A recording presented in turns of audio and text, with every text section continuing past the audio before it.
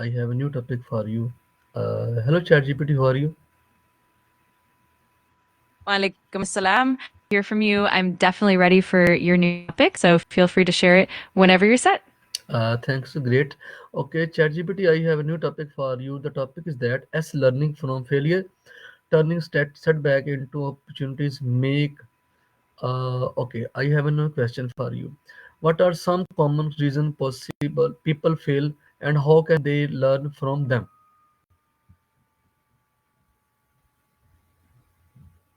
Got it. That's a really insightful topic. Common reasons for failure can include things like lack of preparation, unrealistic expectations, poor time management, or even external circumstances beyond control. The key to learning from them often involves action, identifying lessons, and applying insights to efforts. If you'd like, we can dive deeper into specific examples or strategies as well. Okay, that's good. Okay, next. How can embarrassing failure lead personal and professional growth? Absolutely. Embracing failure really foster growth in several ways. For instance, it helps build resilience and adaptability, encourages self-awareness and reflection, and sparks innovation and creativity. Over time, each setback can be a stepping stone toward greater confidence. Let me know if you want more examples or strategies. Okay. Okay, ChatGPT, can you share an example of a famous person who turned a major failure into a success? Absolutely. A classic example is Thomas Edison. He faced countless failures while inventing the electric light bulb. In fact, he famously said, I have not failed. I've just found 10,000 ways that won't work. Each step taught him something new and eventually led to his groundbreaking success. It's a great reminder of how persistence and learning from failure can ultimately lead to major achievements. Okay, that's good. Nice answers. Okay. What are some strategies for maintaining residual after setback? Great question. Some effective strategies include maintaining a growth mindset, which means viewing failures as learning opportunities rather than setbacks. Another strategy is practicing self compassion, being kind to yourself during tough times. Also, small incremental goals can help build confidence and momentum, and or seeking support from members, peers, and professional networks can reinforce resilience. Okay. How can one differentiate between a temporary failure and a permanent one? Please detail answer. That's a really cool question. Typically, a temporary failure is something that can be overcome with adjustments, perseverance, or a change in strategy. It often involves factors that are control, like refining skills, improving techniques, or adapting to new information. On the other hand, a permanent failure usually involves fundamental, unchangeable limitations or external circumstances that can't be easily altered. It might be due to factors beyond your control or a fundamental miss between your goal and the reality of the situation. In as temporary failures are often stepping stones, while permanent ones might require a shift in action or approach. Let me know if you want to dive deep in any specific aspect. Okay, that's good, Charity. Of course, here are some additional ones. Okay, next. What role does mindset play in overcoming failure? Mindset plays a huge role in overcoming failure. Growth mindset, in particular, helps challenges as opportunities to learn and improve rather than as inevitable obstacles.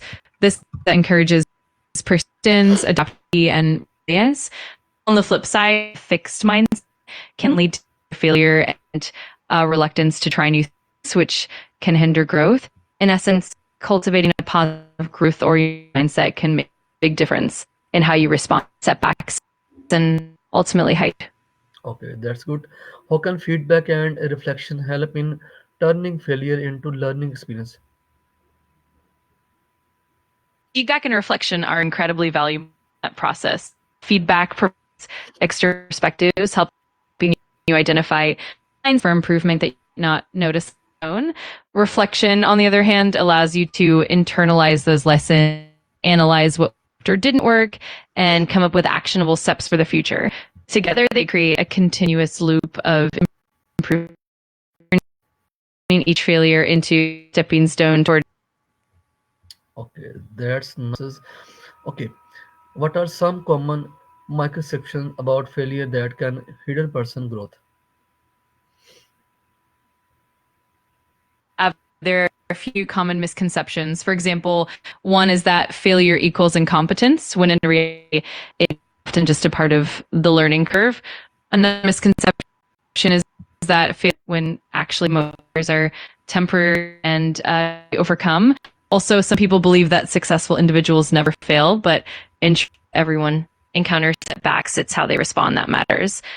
Finally, there's the idea that failure should be avoided at all costs, when actually embracing it can lead to greater innovation. And let me know if you'd like to explore any of these in more detail. Okay, ChatGPT, outstanding, mind-blowing answers. Okay, how can organization faster? Thank you so much. I'm glad you found the answers helpful.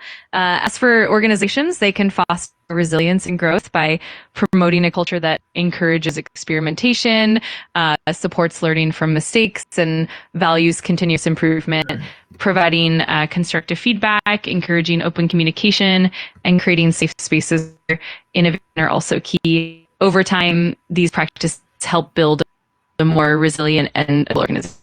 Okay, ChatGPT, thank you so much. Here are more questions on learning from failure, turning setback into opportunities. Deeply more practice and reflective, more reflective for the more efficient.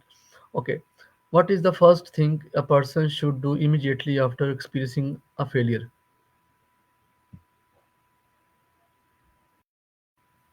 Great question. Something a person should do is to take a moment to process their emotions and themselves permission to feel whatever they're feeling, so frustration or even confusion. Once they've acknowledged their feelings, it's helpful to reflect on what happened, identify what wrong, and consider what lessons can be learned. This initial reflection sets the foundation for turning that setback into a valuable opportunity. Okay, next. How can journaling help someone understanding the root cause of their setback? Journaling can be incredibly helpful because it allows a person to articulate their thoughts and emotions in a structured way. By writing down what happened, how they felt, and what they learned, they can identify patterns or recurring themes that might not be obvious at first. It also helps in gaining clarity, exploring different perspectives, and ultimately uncovering the root cause of the setback. Over time, journaling can lead to deeper self awareness and more effective problem solving. Okay. Why do some people fear failure more than others? That's an interesting point. Fear of failure can stem from factors like upbringing, personality traits, or even cultural influences. For example, individuals who were raised in environments that emphasize perfectionism or who received harsh criticism may develop high fear of failing. Additionally, personal experiences such as past failures or trauma can role. It can also be influenced by societal expectations, the pressure to succeed. Understanding these underlying factors can help in addressing and overcoming that fear. Okay, next. How can comparing yourself to other increase the chances of failure? Comparing yourself to others can definitely increase the chance of failure because it often leads to self-doubt, demotivation, and distorted sense of progress. Focus too much on achievements can forget our own path and progress. This comparison can create unnecessary pressure and make us more hesitant to take risks. Ultimately, focus on personal growth, settle goals, and celebrating small victories help reduce that negative impact. Okay, that's good. Okay, ChatGPT, are you agree? All the answers is correct for me. Absolutely. I'm glad you found the answers helpful. And I'm always here to dive deeper or adjust anything if needed. Just let me know if there's anything you'd like to explore. Okay, ChatGPT, thank you so much. Nice to meet you. Bye bye. It was great talking. Thank you so much. and take care. Bye bye.